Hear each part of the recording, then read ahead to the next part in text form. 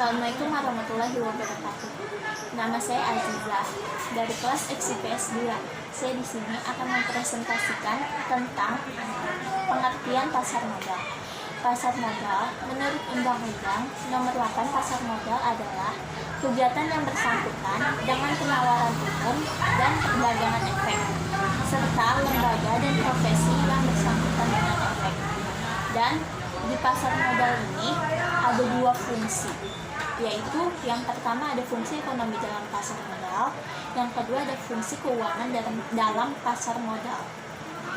Pengertian dari fungsi ekonomi pasar modal yaitu mempertemukan dua kepentingan, yaitu pihak yang memiliki kelebihan dana atau disebut dengan investor, dan pihak yang memerlukan dana disebut dengan issuer.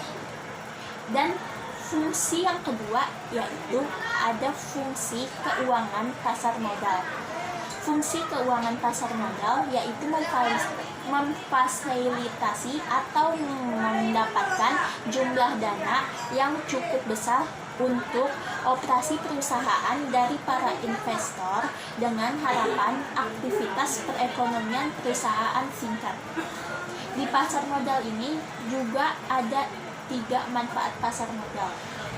3 manfaat pasar modal itu, yang pertama ada manfaat bagi emiten, yang kedua juga ada manfaat pasar modal bagi investor, dan yang ketiga ada manfaat pasar modal bagi pemerintah.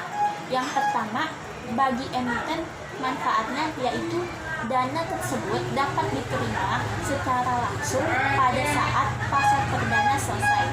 Dan yang kedua, manfaat pasar modal bagi investor yaitu terdapat atau tempat menanamkan modal untuk mendapatkan keuntungan.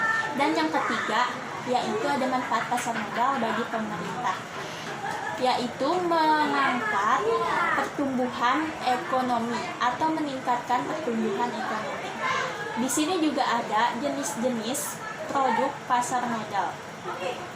Jenis-jenis produk pasar modal, yang pertama ada saham, yang kedua ada obligasi, dan yang ketiga reksadana, yang keempat waren, dan yang kelima REIT.